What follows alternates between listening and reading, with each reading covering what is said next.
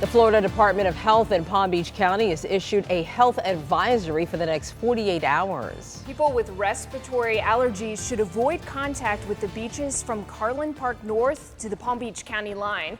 The health department received reports today that a number of people on the northern county beaches were experiencing respiratory issues and eye irritation. Now, multiple people have been complaining of respiratory and skin irritations, as we just mentioned, along the beaches in North Palm Beach County. News Channel 5's Jillian Idle is live at the Juneau Beach Pier with more on what authorities are now asking of beachgoers there. Jillian?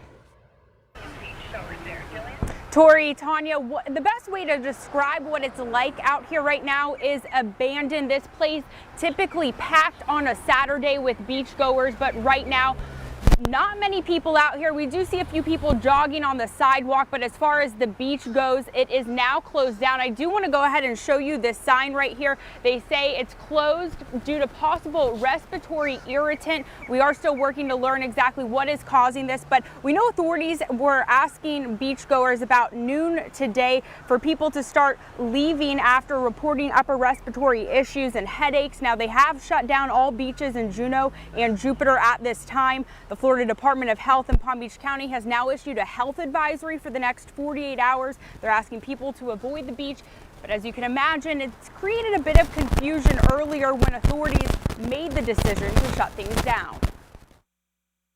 While I was laying on the beach reading my book, a guy came up to me in a four-wheeler and asked me to leave. I walked up and everybody was just staring at the beach and there's no one in the water.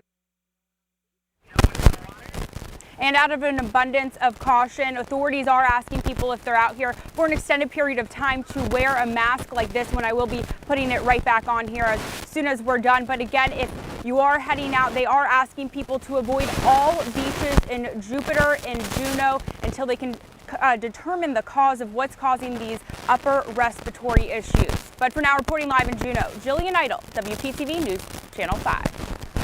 Beaches on Singer Island also closed early today. People at the beach tell us their throats started feeling itchy, so staff asked people to leave and they began putting away the umbrellas and heading inside.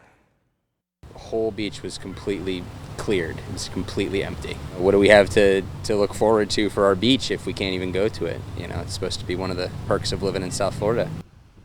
So a reminder again, for the next 48 hours, the Department of Health in Palm Beach County is asking that if you do have respiratory allergies, you should definitely avoid contact with the beaches and water, all the way from Carlin Park to the Jupiter Inlet and points north to the Palm Beach County line as well. So the question is weather playing a role in what's happening on our beaches? Storm Team 5 meteorologist James Whelan is live in the Juneau Pier with more. James?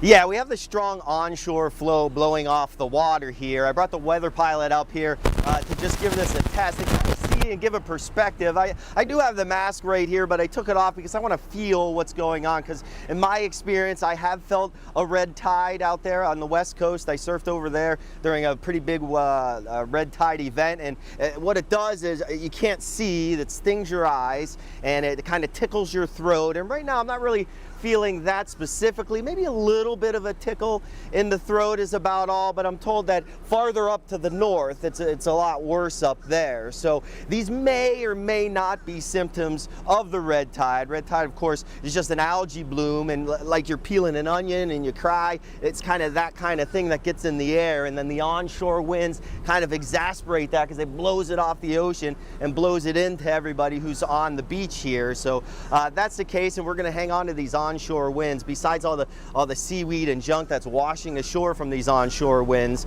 we may have this to deal with for a little bit too, if it's because of winds over the water here. But the thinking is it's highly unlikely, or at least it would be very rare for any kind of red tide form on the East Coast. We have the Gulf Stream. We do have the warm water, but we have the Gulf Stream that usually evacuates everything up to the north. The West Coast gets it a lot because the water is mainly real still and calm all summer long. It heats up hotter into the upper 80s to even near 90 degrees. And we have the Gulf Stream to kind of clean us out every now and then and push everything out. But the onshore winds usually pushes that back towards the coastline, and that's what we'll see. And you see the winds out here, if you pull up the graphic, mainly out of the east, about 15 to even gusting up to 25 miles per hour. So we do have a couple of showers around, mainly down towards Boca right now. But right where I'm at here in Juneau, at the Juneau Pier, it's bright and sunny, and there's hardly any clouds around. So slim rain chances here, but not zero through the nighttime hours. And as we go into tomorrow, we'll pick up the rain chances a little bit. So